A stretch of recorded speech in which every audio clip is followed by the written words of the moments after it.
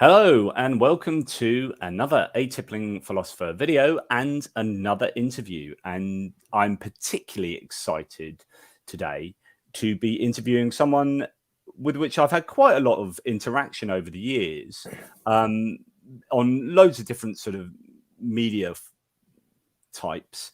But tonight is going to be about introducing a brand new media type, a brand new media platform, and we will get onto that after we do a little bit of the normal introductions that I would hope of someone, which is telling us who they are and telling us interesting things about them. And tonight's guest is Dale McGowan. Dale, welcome to Atypical Philosopher, and thank you for agreeing to this interview. Oh, it's really my pleasure. Thank you, Jenna. Well, I hope it will continue to be your pleasure. So do please tell us about yourself. Like, particularly, obviously, you know, my audience is people interested in philosophy and also largely atheistic. So tell us a little bit about yourself, because you've had your fingers in so many pies. You've got such a vast experience with sort of music, writing, advice on parenting, atheism, intellectual pursuits. Tell us who you are and what you're doing now and sort of where you come from. Oh, sure. Yeah, it's been a funny path.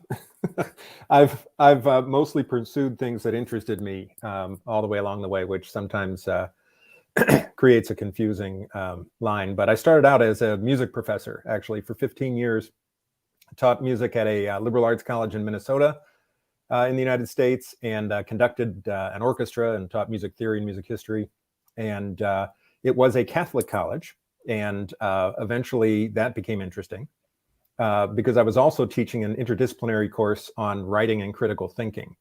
And that got me writing, and it got me critical thinking. And it eventually made me uncomfortable with being at the college. And I started to act up a little bit. And what was your religious persuasion at the time, if you had one? I've always been essentially non-religious. I was never a conventional believer. Attended church as a kid, but yeah, I was secular humanist at that point. And the college was always very adamant in its public statements that it embraces an open exchange of ideas, and it never came through in reality. So I basically just tried to push that point a little bit by being a little more public. And it's a long, interesting story. But eventually I left, just felt that I had to do something else, and decided to try my hand at writing, and struck on the fact that there was really no book-length work in non-religious parenting that had been done. And here we have this massively growing community, especially, recently in the United States, and no comprehensive resources. So I pulled together, my kids were young. I didn't feel really that I should do a book on my own. So I pulled together 27 writers across the spectrum, some well-known and some not. And it was really quite successful. Parenting Beyond Belief was that book. It was followed up by Raising Freethinkers, which is more of a sort of practical companion to Parenting Beyond Belief. And then a second edition of Parenting Beyond Belief with half of the writers are new in that one. So yeah, that was, and then I've ended up writing 10 books altogether, writing or editing 10 books, mostly related to non-religious life. Atheism for Dummies, I wrote about 8-9 years ago.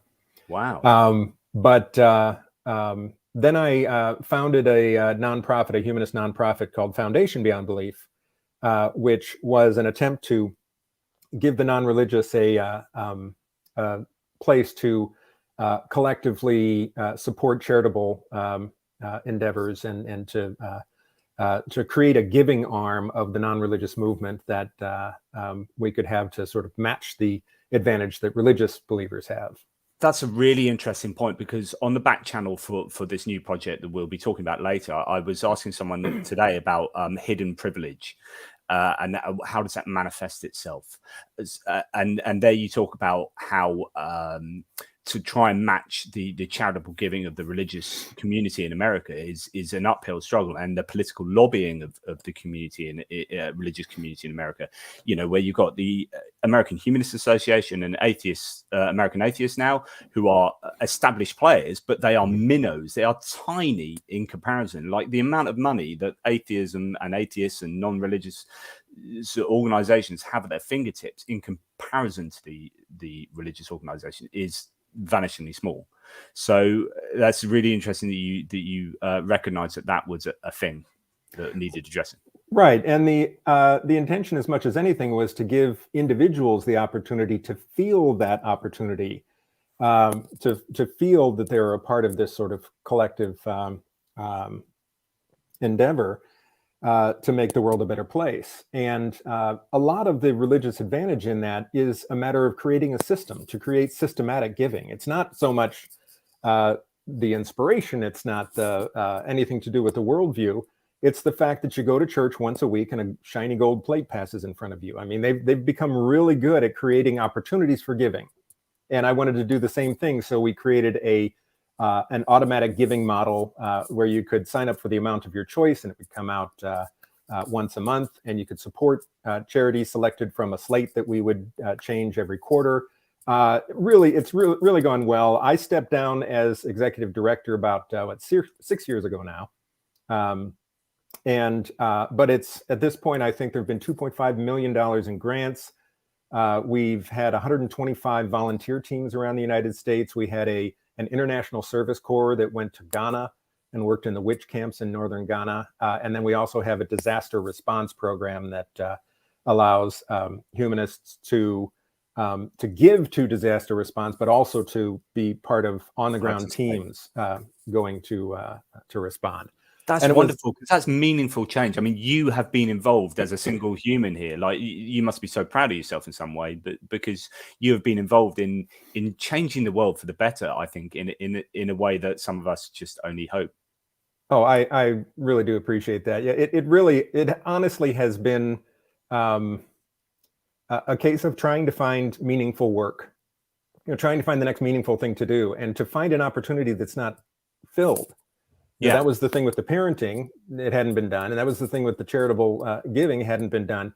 It's fun to get out of bed in the morning. And funnily enough, that's where we're going to go in a short while with regard to OnlySky, which is this new project that takes on that theme to the next level. I'm just going to, just for my own benefit, it's interesting you talk about parenting. I wrote a book, Twins: A Survival Guide for Dads, right?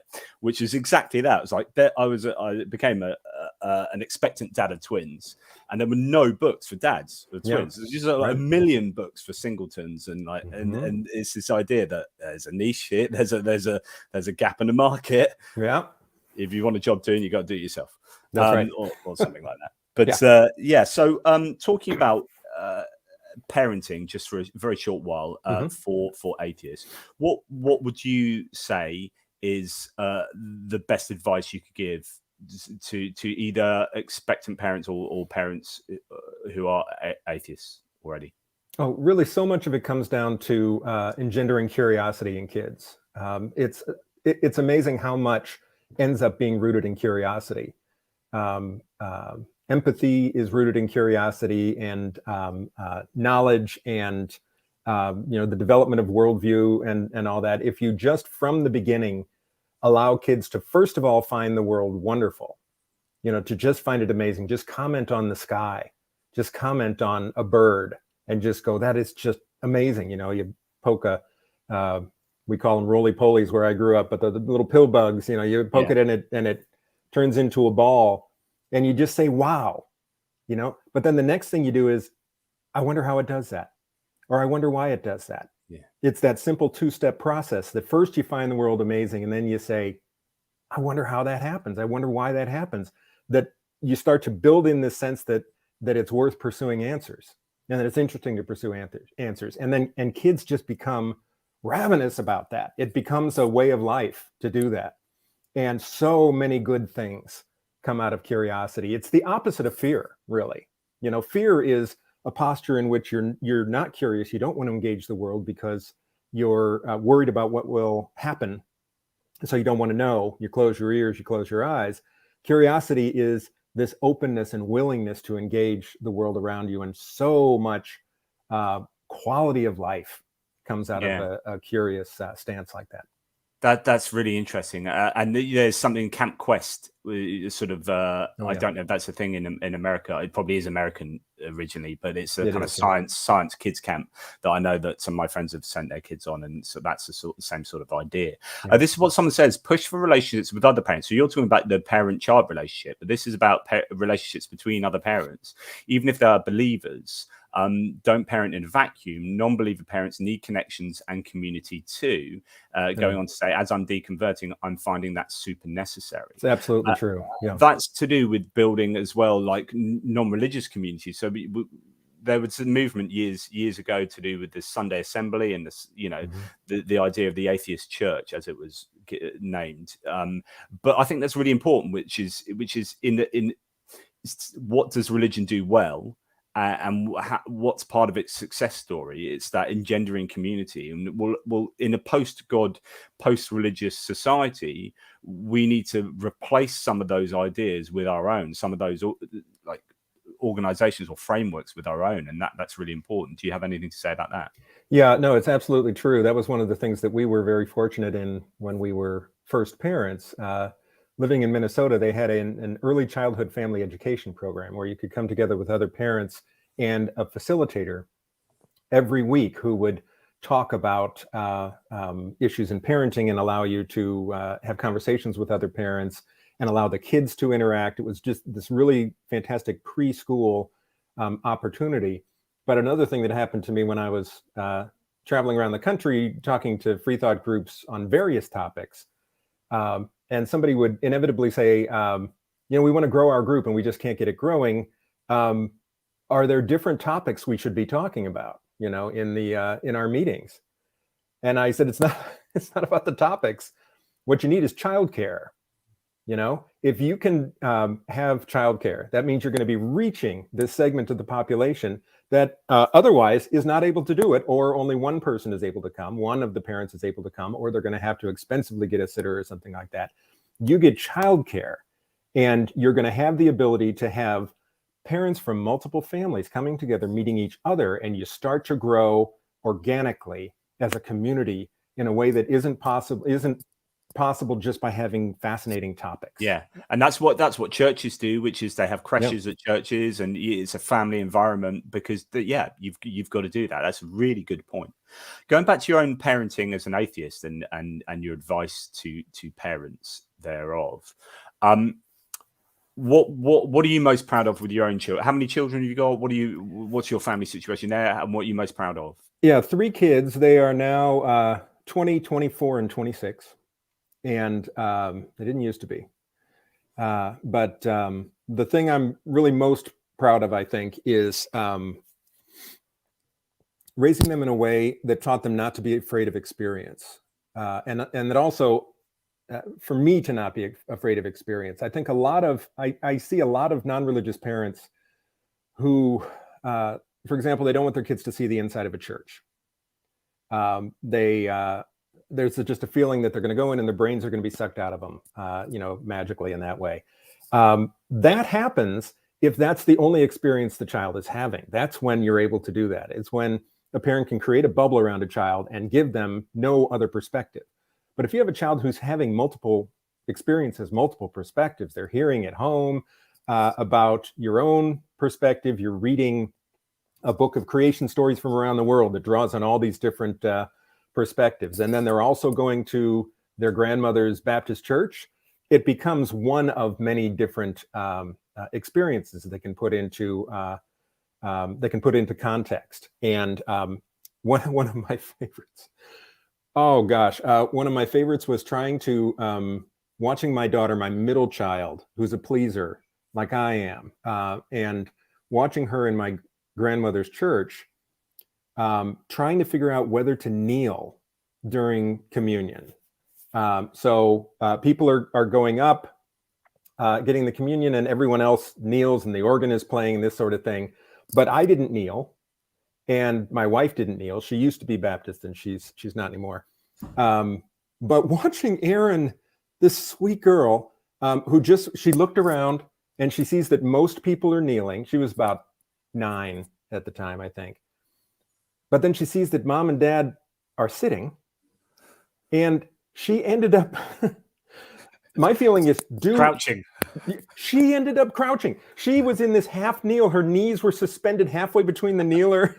Brilliant. It was, my heart went out to her. But I leaned over and I said, it's fine to kneel, or it's fine to sit. You can do whatever you want. Whatever you want, and see what it feels like. This is one of the things that I was constantly saying to my kids. At one point, when she was a little older, she was maybe 12, she got a cross necklace, cheesy little pink plastic cross necklace when we were on vacation. And she asked me if she could wear it to school. And I trying to remember her exact words, but she wanted to wear it to school. But she said, I'm kind of afraid to wear it because I don't want people to think that I believe something that I don't. That was what her concern was, actually. Yeah. But she said, I just think I might feel weird. And I said, you're never going to know how you're going to feel unless you do it. Yeah. So wear it. She wore it to school for a week. And then her opinion was based on her experience instead of being based on me saying, no, you can't wear it because you don't believe, or whatever. Yeah. Let them have the experiences. And that just paid off again and again and again with our kids. Really like that. I'm going to have to think on that, cogitate on that. Yeah. But I wonder as well, like in terms of political psychology, people like Jonathan Haidt, they talk about liberals being often one of the prevailing psychological traits of liberals is openness to new experience, right? Mm-hmm. And so there you've just, it's a really interesting way of expressing that, as you've done, which would mean that, you're a liberal. Well, I think you probably would agree that you are a liberal, but that's it. Whereas you can imagine someone who's of a conservative religious conservative religious bent would go, well, actually, no, I'm not going to let my child do that. And I'm not going to, and it's all about conserving and remaining pure and traditional. Whereas, no, go and experience new things and make up your own mind, I think is a wonderful thing to engender in your children. And I assume that your audience is going to know who Jonathan Haidt is, but just in case they don't, definitely somebody to check out. His Moral Foundations work is eye-opening. It's really extraordinary. Yeah, and connecting sort of psychology with politics as well, I think, is a really important and interesting idea. Yeah. And what comes first? We all think that we're really rational in our political decisions, but are they based on actually our psychological dispositions? And then, so that's a really interesting thing to think about. So now we're getting on towards our main subject, which is OnlySky and this new media platform to represent the non-religious. But before we go there, let's talk about Patheos non-religious for a little bit, because actually I've got people who are still like contacting me now saying, when are you going to start writing? When's OnlySky going to happen? Because I'm desperate to get my writing fix. So I came on board with you. I was originally writing for a network called Skeptic Inc. Network, SIN, and then I came to write with Patheos non-religious, with a huge sort of swathe of writers there. Tell us a little bit about what Patheos non-religious was, how it came to be, and then what's happened and why we've had to change. Yeah, well, Patheos itself was a really interesting experiment. The tagline was hosting the conversation on religion. And it was started by a couple of just fantastic people, Leo and Kathy Brunick, years ago. I guess it was about 2009, I think. And the idea was to have bloggers from all different perspectives, all different religious perspectives, blogging and engaging in this kind of,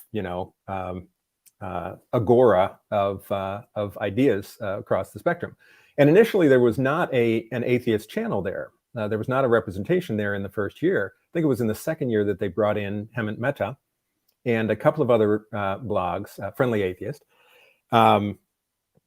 because somebody said to Leo, who was just this fantastic, dynamic, still is, person, hey, you ought to have non-religious writers in there. And he just said, absolutely. Brought it in, built up the channel. Did he have a religious persuasion himself?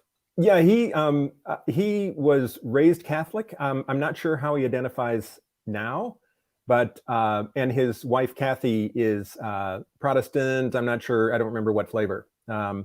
But just absolutely open, fantastic. Just a Leo's just great. So he was incredibly open to this collision of ideas that we represented. You know, that he was wide open to that. But in 2016, he sold the company, and it was acquired by BN Media, which is the company that owns BeliefNet. And this is a company that has a lot of evangelical roots and other programs, a lot of evangelicals on the board and the CEO and that sort of thing. So it was a little more of a shotgun marriage there. And it was interesting because at that point we had 40, maybe 40 atheist blogs. We actually at one point changed the name to Nonreligious to widen the umbrella. And I remember that time because it was all very controversial. It's like we can't not be atheists. I know. Yeah. And there was all of a sudden we were going to be having witches and crystals and all that sort of thing in the thing, and none of that happened. What happened is that a lot of people who identify as some other stripe of non-religious felt more comfortable, including some of the writers. So it was a great move. It worked out really well. But anyway, over the course of time, the tension between the religious identity of the site and the non-religious channel would pop up. It would go up and down over time. But there was also a business problem with it, which is that it's harder to market a site when you've got that kind of a mix. If you've got Liberty University has always been a big advertiser at Patheos, evangelical school. And they didn't want any of their ads to appear next to the Friendly Atheist, So they had this problem that their largest channel, which is the non-religious channel, made up nearly half of the traffic for the site, was a place where the advertisers didn't want to be. So what they eventually decided to do just late last year, I'm sorry, it's 2022, late 2020, is they decided to rebrand and become a more exclusively faith-oriented and inspiration-oriented platform. And the non-religious blogs were welcome to stay if we would, first of all, move away from criticism of other worldviews, move away from political commentary, generally engage less negatively with ideas, and focus more on our own worldview and talking about how to be a good humanist is what it would amount to. And if those conditions were met, then it would be okay for. So essentially the exact opposite of what most of us were doing. This is the thing, and the thing is that especially since 2016, because that was when Trump came to power, and that was when the evangelicals really locked horns with the GOP, and a lot of our writers felt a moral obligation to comment on the corrosive effect of religious incursions into politics and culture. And so I think our commentary gained an edge during that period of time that I think was completely appropriate. Yeah. But it chafed more against the company. And then when they made this pronouncement going into 2021, I went to each of the individual non-religious bloggers at Patheos and presented the new guidelines and said, what do you think? Are you interested in staying or not? And most decided to go. Then separately, we explored this idea of a soft landing at a new site. And this Yeah, well, just in that run up, there was this for any Patheos commenters who might either be listening or listening in the future. We had this period that went on right to the end, which is people affectionately, I say affectionately, somewhat sarcastically, affectionately called the nanny filter, where people were making comments on Patheos and they were just getting filtered out, and you had to moderate them and I was one that really tried to harbor free speech at my blog, and yet people were getting sort of caught up in the nanny filter, and we had to say it's Google, it's something to, and it was actually Patheos putting in these filters because they didn't want these nasty words and some of the nasty words weren't nasty, they were just ridiculous choice words to fulfill their sort of advertising objectives and whatnot. And that was a right headache, and you must have had loads of headaches at the time. Oh, the stories I haven't even shared yet. I mean, really, that's one of the most infuriating to me, because I was lied to quite directly about that filter. That was misrepresented to me quite directly on more than one occasion. And then I passed that misrepresentation on to the writers. And then I passed that on to the commenters, and everyone's like, yeah, we're not really sure about this. Yeah, which was exactly the plan, I guess. But there were many times when I was put in the middle in that way. And that was one of the most overt misrepresentations in a long series. So you were our manager as a writer, and right. You were also, to some degree, a blogger yourself, or you were doing some writing as well, but you were mainly our manager. Yeah. And so what happened? We had this situation where, right, we're going to lose our writing jobs effectively at Patheos Nonreligious. And then you had this, were you contacted independently, or did you contact this other person independently? Tell us a little bit about that. Yeah, this was a fascinating situation, because it was unrelated to what went on at Patheos. It actually started before the revelation of this change of frame. Sean Harden is the name of an entrepreneur in California who recognized an opportunity in the demographic shift in the United States, in particular, the explosive growth of the religiously unaffiliated. We can't even keep up with the numbers. It's growing so quickly. And he recognized that there's a lack of service to that community in terms of media, journalism, storytelling, commentary, and community. You know, these opportunities that religious believers have quite a lot of opportunities to engage their worldview in that way. And the unaffiliated, in many cases, they leave religion where they have all those benefits, and then they come into this hollow, empty, echoing space where they really don't have a place to explore what it means to be someone of their new conviction. And that was something that Sean wanted to remedy. So the first thing he did is what he always does when he engages a new project. He did his homework, he did his legwork, and he interviewed everybody. He got on the phone and had phone calls with just about everybody involved in the free thought community, writers, thought leaders, group organization leaders, and just asked questions so that he could become as knowledgeable as possible about what had been done.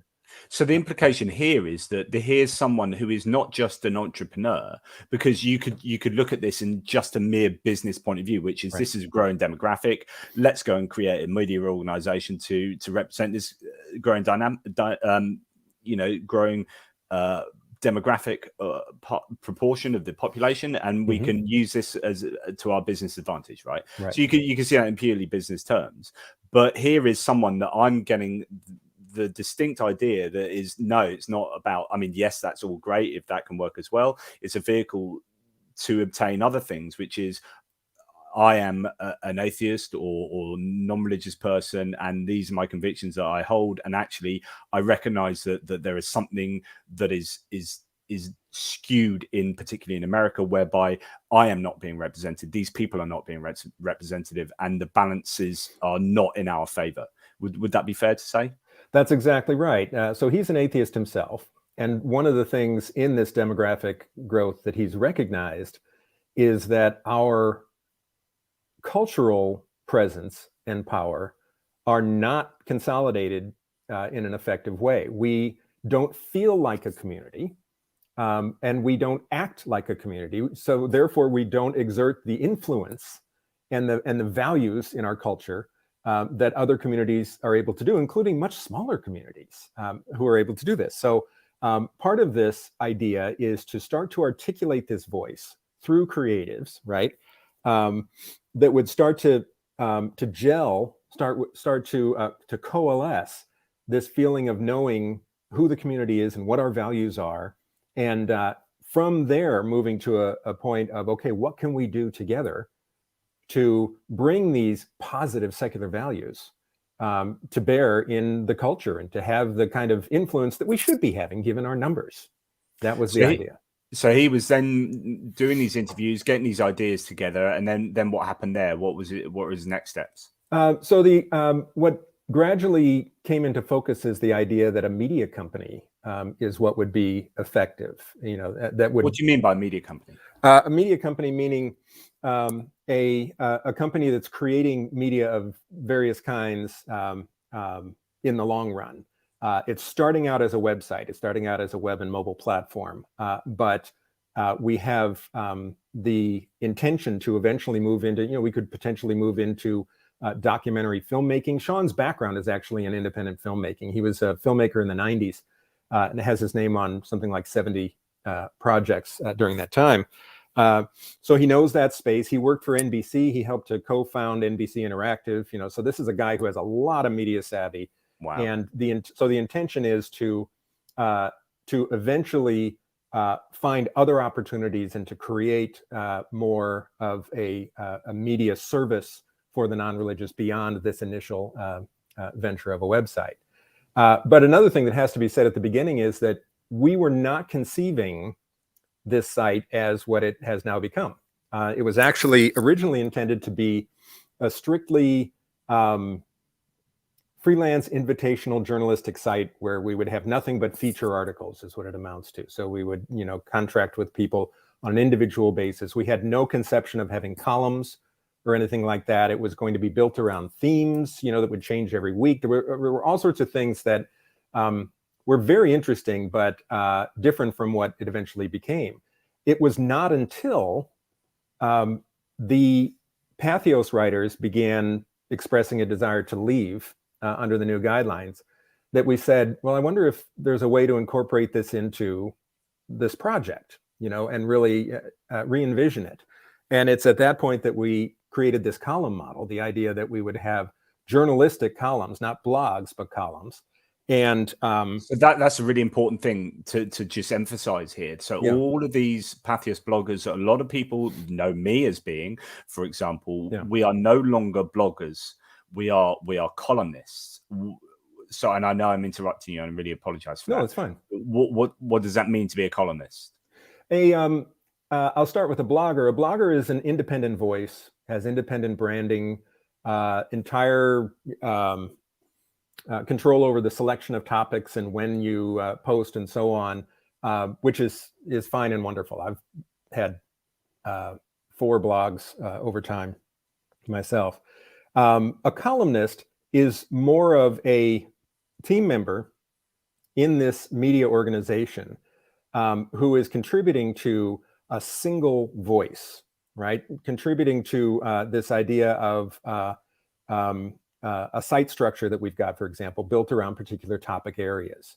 And so we have the columnists as sort of commentators, still able to, you know, have a certain amount of control over your own topics and your own schedule. But we draw on the material from the columns to create the site, to create the homepage and all the site sections in these various areas that we've got that we can describe in just a minute, that are quite different from what you would expect from a non-religious site. But that's the idea. So it's not a whole bunch of different brands and names and so on.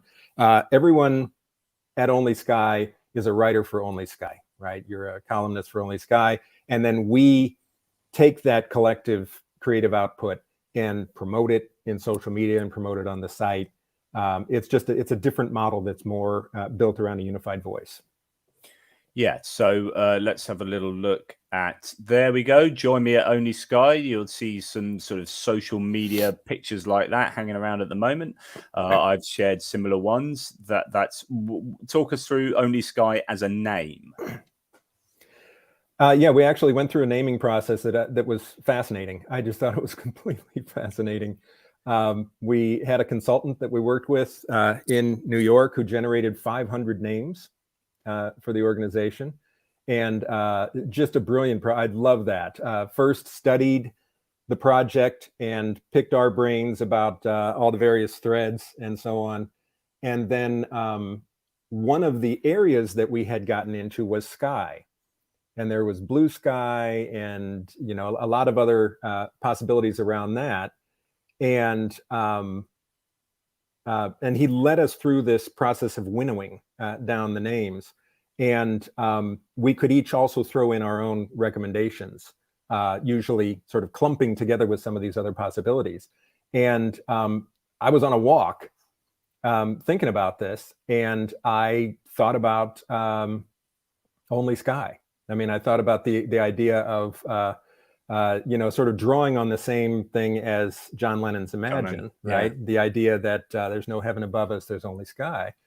And I threw it in the pot, and it gradually percolated up to the top. And the staff agreed that was going to be the one that was going to do it. Because when I first heard it, I was a bit like, meh, yeah, it's all right. Right. And then as I got used to it, I was like, no, this is brilliant.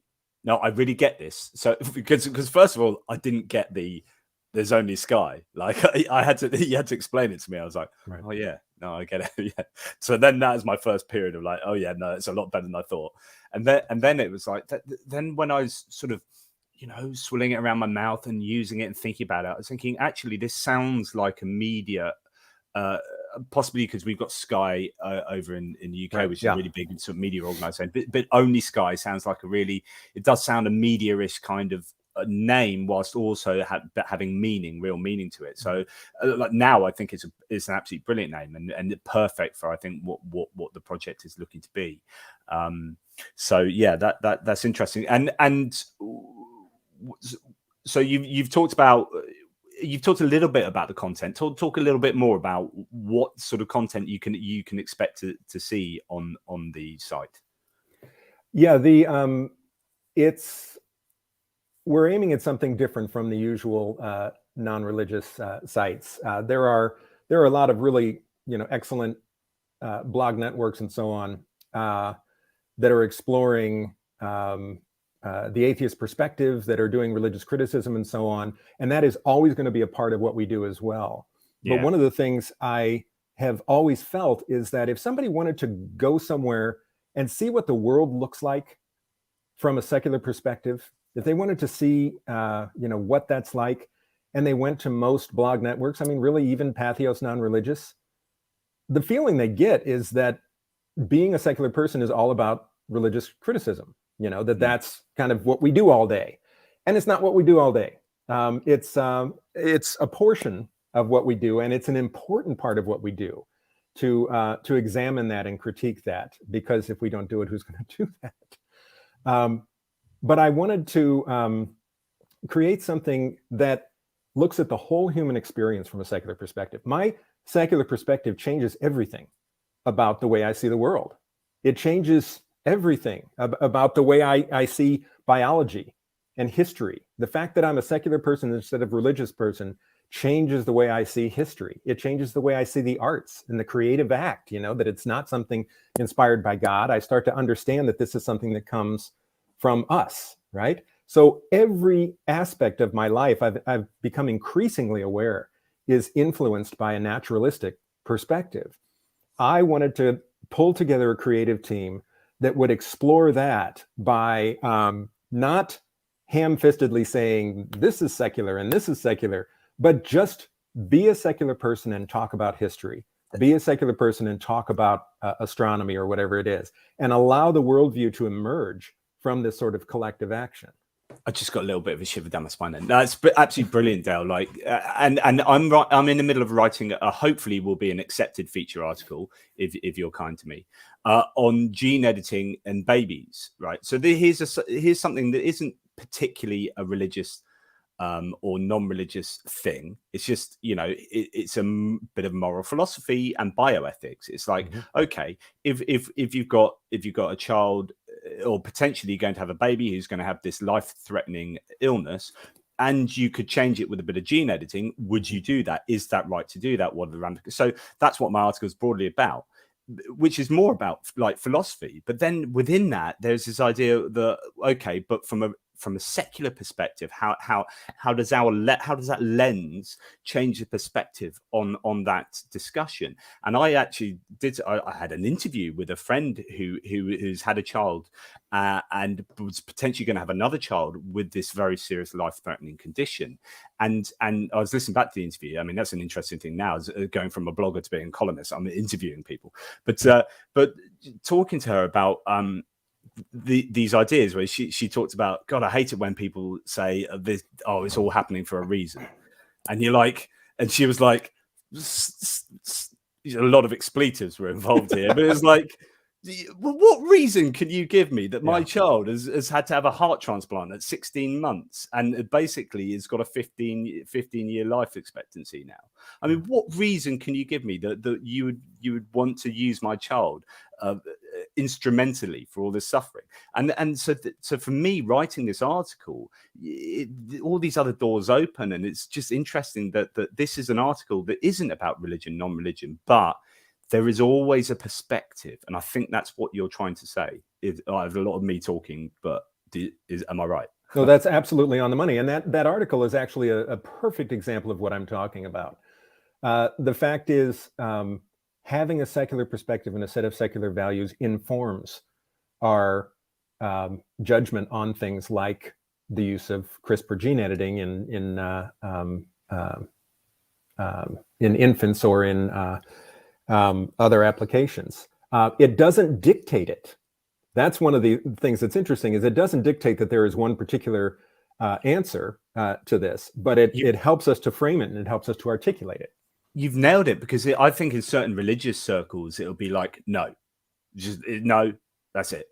No, life is, there's a sanctity of life, and that kind of but for me, writing this is, I went to writing this article not knowing what I believed about, and I love that. And I love the fact that I was like, right, you were looking for some ideas of people, you write about this, write about this. I said, that sounds interesting. I want to write about that because I don't know what I believe about it. So in the writing it, I'm learning about stuff, and I'm informing myself, and hopefully taking the reader on a journey with me, such that actually they might not know what they think about this subject. But if they're non-religious, this could be a perspective that works for them, or you can freely disagree. And you know what? If you're going to disagree, put it in the comments below, and let's talk about it and discuss it. That's it. Friendly Atheist, who you've already mentioned, Hemant Mehta, a great interview. Would love to know how OnlySky will promote itself beyond its secular bubble. That's a really great question. This is one of the great challenges for this, because one of the things that we are determined to do is to reach beyond the relatively small, organized free thought bubble that we've got, the organized free thought movement. If we're really talking about 84 million religiously unaffiliated people in the United States, most of them are not remotely involved in the organized movement. They don't know anything about it. And how can we reach those people? How can we actually get to them?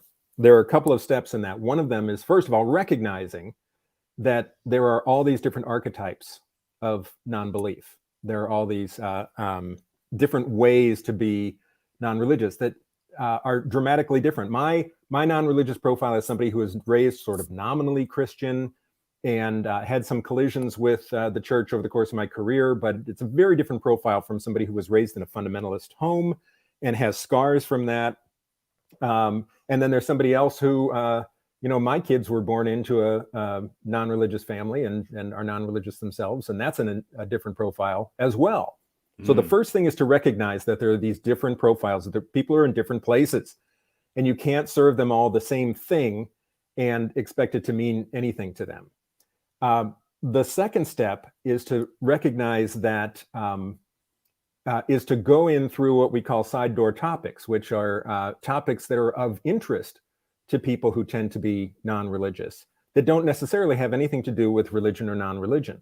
So climate change, for example, the climate crisis is something that is way up in the view of the non-religious. The non-religious are among the highest to acknowledge the crisis and to want to take immediate action and to make sacrifices to achieve that. So then we want to have people who are writing about the climate crisis, right? And we want to be promoting that broadly outside of the secular bubble. So we've got Samantha Montano, who has a PhD in emergency management and has just written a fantastic book called Disasterology that you should check out. She wrote a feature for us that's going to appear shortly after the launch. And she is talking about the climate crisis directly without ever mentioning secular or religious or anything like that. She's talking about the crisis. We then take that and promote it widely in social media outside of our own bubbles, into people who are interested in the climate crisis. That can bring people into the site.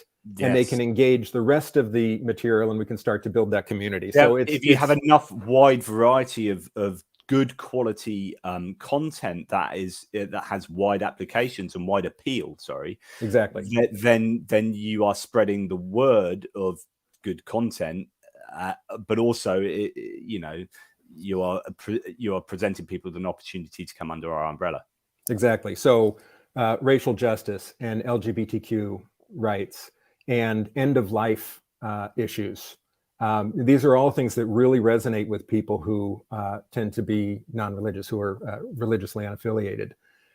So it's just you bring great people in and you get them talking and writing about those things and doing it well. And then you invite conversation, which is another big part of what OnlySky is trying to do, is to really find ways to make it a two-way conversation instead of this broadcast model where we speak and you listen.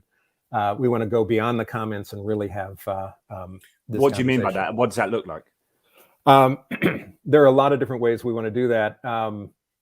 One of them is, well, first of all, we have a state-of-the-art comment system. We've got one of the really good systems called Viafora. But we also have the ability to follow comment creators and to follow other users on the site so that people are able to engage with each other in that way. We're going to have live chats and AMAs and the opportunity. What's that? I'm still here. I've just lost my, carry on talking. That's fine.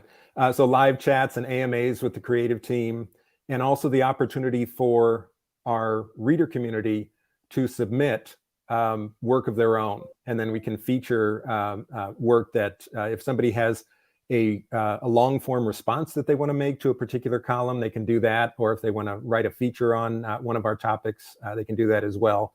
So we're really, in as many ways as possible, trying to pull out the conversation instead of just having it a one-way flow. And I think that there are some really interesting things to talk about with regard to the comments. I know that back at Patheos, and I know this isn't just a replacement for Patheos, it's far, far more, and it's right. They're two unconnected things. But I know some people think that, and they'd be wrong. But moving away from this discus comments scenario and onto a Viafora, or not moving on to, but those are two. Hopefully, the comments platform will be far more nuanced. Is that right? Yeah, that's our hope, is that we can have a certain of the comment communities on Patheos were wonderfully developed. We're just really tremendous. I mean, your comment community is an example of one that was just so substantive, just really fantastic engagement. Roll to Disbelieve is another one. Friendly Atheist. There were a lot of them that were really high functioning comment communities. So it's not even going to be a matter of reinventing the wheel, but taking the best of what we've already achieved and finding a way to reproduce that on a new site. Good to hear from Luciano Gonzalez there. Thank you very much for popping by.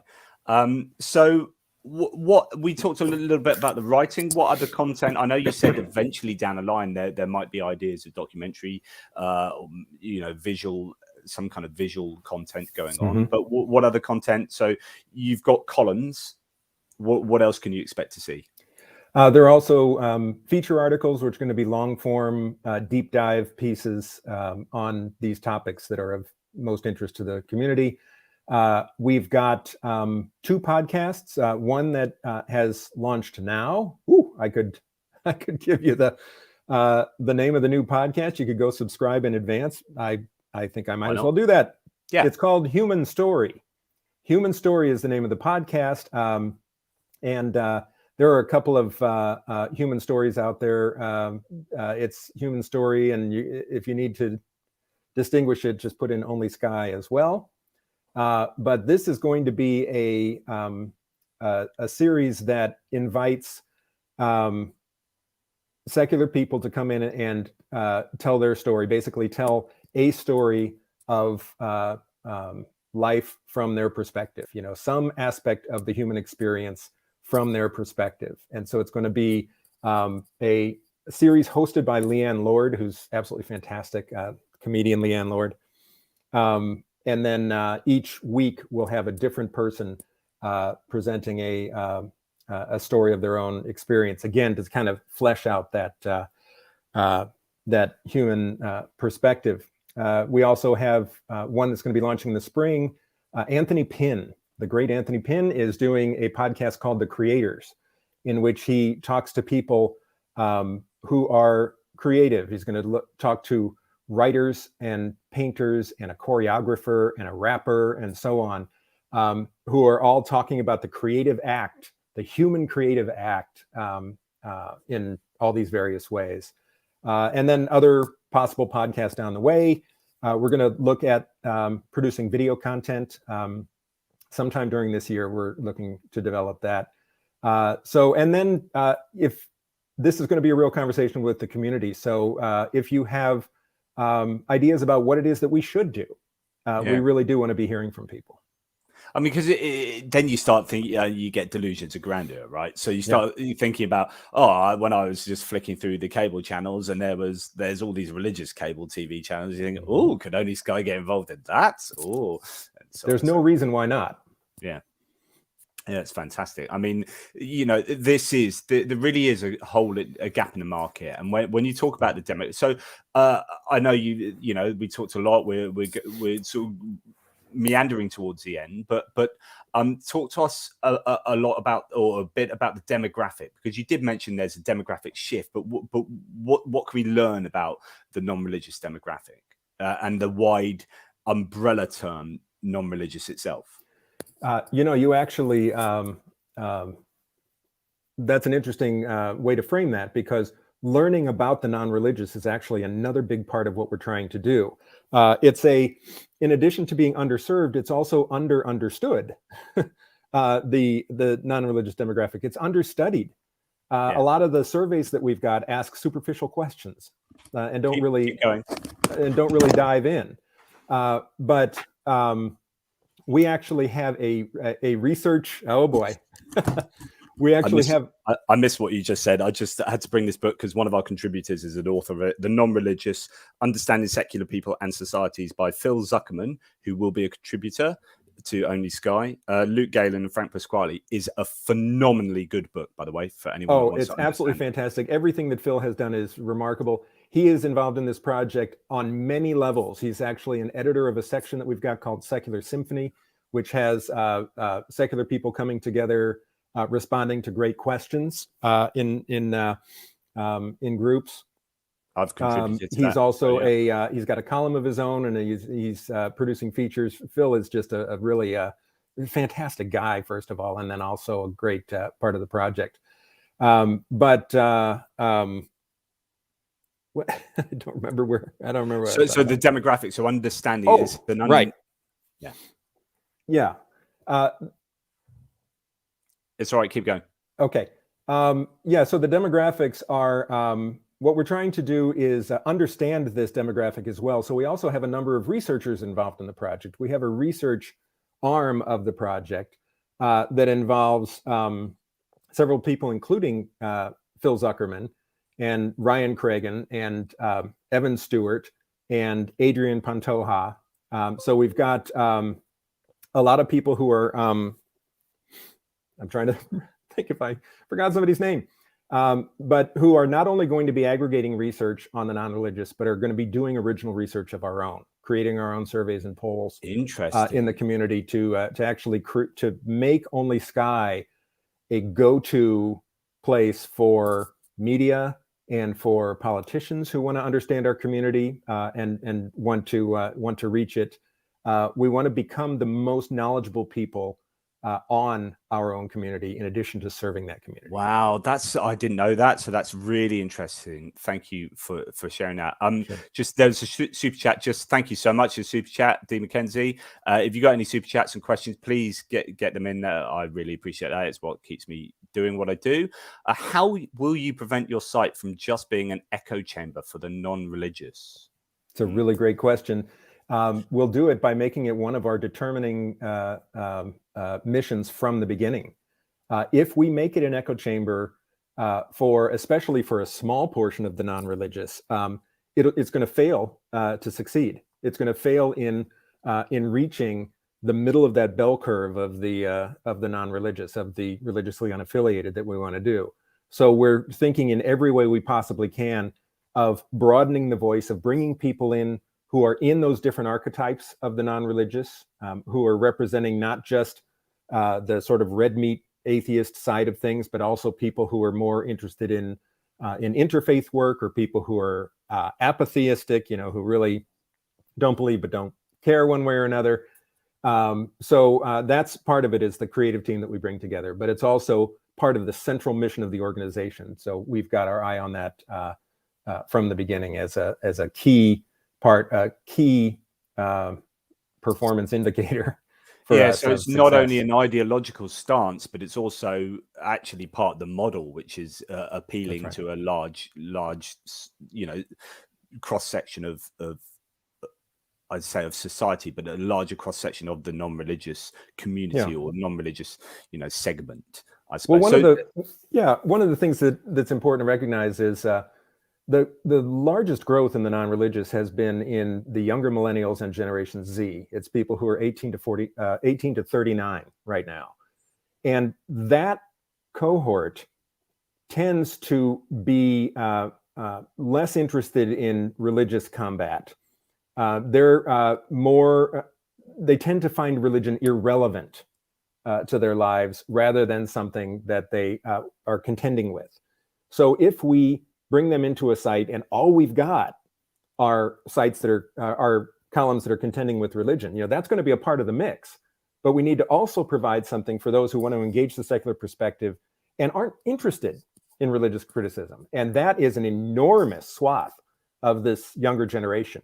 If we want to reach them, we need to be sure that we're not an echo chamber for red meat atheists. So are you telling me that not everyone's interested in a 5,000 word screed about Matthew 28? Not everyone. Yeah. Oh. But here's the thing. Some people are, and we have to continue to serve that part of the demographic as well. It's a matter not of shifting to a new, kind of in the way the Patheos is, they're shifting to a completely new frame. Instead, we're broadening the frame. We really want to continue to serve the people that we've been serving, but broaden out to those who share our worldview, but don't necessarily share our perspective on how it's articulated. So it's not either or, but it's both and. Exactly. It has to be. Yeah. So you've talked about mission without really talking about the mission. I mean, I'm really interested in like a vision statement of OnlySky, and I don't know if that's something that you've yet developed or it's something that you will develop, but my sense from having spoken to you behind the scenes and from having spoken to Sean is I'm really bloody excited right? And I'm excited for a whole bunch of reasons. And one of them is look, the genuine goosebumps, right?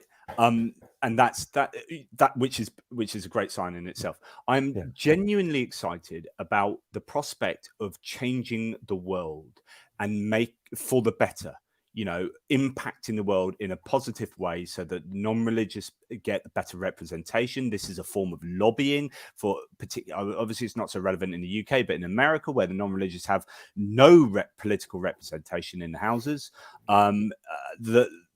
this project is potentially going to be a bit of a game changer. What would you say to that, and what is the overarching vision? I think that's exactly on the money. So in a few years, we're expected to surpass every religious denomination in size in the United States. We're essentially tied at the moment with Catholics. But even so, religious people still experience their perspective as the cultural default, right? So they find meaning and message in their beliefs woven into every level of American society. That's something that's a privilege that they have that we don't have. The non-religious are usually left to kind of discover what it means to be secular in a natural world on their own. That's something we're left to individually. We don't have the opportunity to explore that together and to coalesce around that. So OnlySky wants to bring the process of discovering secular life out into the open and into a community of other people who are doing the same thing. That's as close to a mission as I can really articulate right now. That's interesting. So there's an element to this, which is it's a journey of self-discovery. And that fits in with what you were saying about finding data about the non-religious community, about not just servicing them, but actually finding out about them to enable us to understand, have a greater understanding of the non-religious community, for whatever that might mean. But this is a case of discovering who we are by introspective and extrospective, if that's a word, writing and content. And I think that's really interesting. Yeah, individual and collective discovery. I think that's accurate. Yeah, brilliant. Well, look, that's absolutely fascinating. What can you tell us about timescales, about what people can expect? What you can expect is that OnlySky is going to launch sometime in the next week or so. We're planning on it next week, but we're one thing that we want to make absolutely sure of is that everything is just working beautifully and presented the way we want to present from the beginning. But right now, all systems are go for a launch next week. Wow. So it really is. I better get my writing skates on. Goodness. And I do like the way that OnlySky as can be shortened as an acronym and an acronym to OS, meaning operating system. And I love the fact that this acts as an operating system for all of us to use as a platform to understand reality and the world. This is our computer operating system. This is our and I love that. There's loads of ideas you can play around with that. Yeah, I like that a lot. So the place that I should also say that the place that you will find OnlySky is onlysky.media. That's going to be our website. So you can bookmark that right away and it will magically appear. It will naturally appear next week. Good call. Nice self-correction. Thank you. Yeah. So and if you go there, I think you can sign up to what writers you like. Is that right? Is that still the thing there, or is it? If you go there now, what will you see? I can't remember what it is right now, but you'll see something. You'll see some placeholder right now that you can bookmark. Yeah. So please do that, because this is going to be big, and we want it to be successful because this is a meaningful, hopefully will be a meaningful part, foundational pillar or something of the non-religious community. So do that. Is there anything else you'd like to add before we close with regard to anything to do with OnlySky, or anything about yourself, or anything about anything? I think we just about covered it. That was fun. Yeah, brilliant. Well, look, thank you so much. Just as a few little teasers at the end, I usually ask like quick fire questions at the end. But the question I meant to ask you at the beginning is just a point of interest for me is how do you think you're different from when you were as your earliest atheist self? Oh, what's different about you now? That is such a great question. Honestly, the thing that has changed me more than anything over the course of my life is that I'm much more deterministic than I once was. I'm much more of a feeling that people are the way they are largely because of things that are out of their control. And it has given me a great deal more empathy for people. So I think I have a great deal more empathy for people who have a different belief system from me. It doesn't stop me from opposing the toxic results of that when it happens. But that has changed my perspective and actually caused me to relax more. I was just going to say, has it mellowed you? It has mellowed me. It's something that just, when I recognize that, for example, if I traded places and traded experiences and traded genetics and everything with my cousin who's a Trump supporter, I would have been a Trump supporter. That is something that I believe with every fiber of my being, that nothing would have magically transmuted from who I am now to who I would have been then. I would be the sum total of his experiences and genes and so on. And that causes me to interact differently when I recognize that I'd be doing the same thing in his place. It's sobering, and it actually allows me to accept the world to a certain extent as it is, even as I try to work for a better one. Well, one of the early articles I've written on the site, which is live, which is at the moment on the front page of the site, whether it will be when it opens, I don't know, is how does a lack of free will, belief in a lack of free will, change my life? So that's I've written an article pretty much on that. So absolutely good stuff. So quick fire questions. Favorite fiction book? Favorite fiction book. The Curious Incident of the Dog in the Nighttime. Oh, that's a great book and a superb play. They've made it, but I've not seen the play, but I've seen elements of it. Yeah. Got it right here. It's a really good book. It's about an autistic boy and his experiences. Yeah, really, really good book. Okay. Favorite nonfiction book? Boy, at the moment, I think it could be Caste by Isabella Wilkerson. About? It's about, it reconceives of racial issues, especially in the United States, as an issue of caste system, and it draws parallels with other caste systems. And it's an absolutely stunning book, amazingly well written. Isabella Wilkerson, Caste. Excellent. Thank you for that. If you could see a band live that you've never seen live before, dead or alive, who would it be? Oh, that I've never seen live before.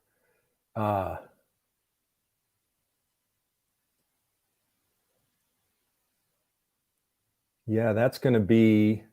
Oh no, I saw them.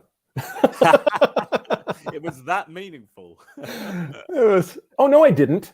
It's the Louis Bellson Big Band. I saw Louis Bellson, but he was guesting with somebody else. Louis Bellson Big Band.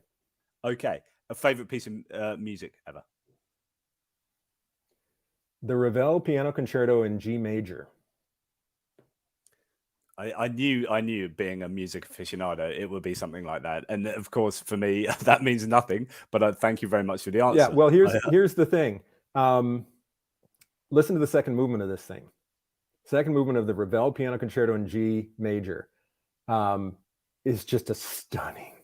Do you know what? I'm going to write this down, and I'm going to YouTube this. So Ravel, piano concerto in G major, and close your eyes and listen to the second movement. Listen to the whole thing. 3 movements. Everyone do that. Everyone do that tonight. Yeah, you will not be disappointed. And the fact is, if you finish out my top 5, a lot of those are going to be funk and jazz and rap, and there's a tremendous mix. So interesting. That one just happens. Yeah, no, thank you. Okay, last couple. So, what would be your last supper? As in, if you were going to die, what would your last meal want? What would you want it to be? Coconut red curry beef. Nice. Good. I mean, I say nice. I'm a vegan, but you know, Ah, I say, tofu works. yeah. Well, actually, you get so many amazing meat substitutes these days that are Right, just, it's true. yeah, it's so good. It's a good time to be alive, or something. So last question. It's an apocalypse. Imagine, imagine Trump is going to get in 2024 or something. No, you got an apocalypse. Yeah. You're in a bunker for a month. You're not allowed to take your family because that's cheating. What 3 people would you have in the bunker with you for a month? Not allowed to take my family. Yeah, because that's too easy. It's It's true. Yeah. Yeah, that's absolutely true. I used to disallow that in my classes too. When people would write about, a hero or something like that, it's like, no, it can't be your dad. 3 people in the bunker. Yeah. Well, Dead or alive? Tim Minchin. Oh, awesome. It's got to be comedians. I mean, what's the point? The world's ending. Well, yeah. I don't know. So I suppose it's like, what do you want to do in that last month? Which is, would you? For me, like I've said this before, I just want to like a really big debate with people. So I'd get like a Christian, a Muslim, and an atheist, and just have it out. Yeah, no, for me it would be comedians. I think it'd be Tim Minchin, Mike Birbiglia, and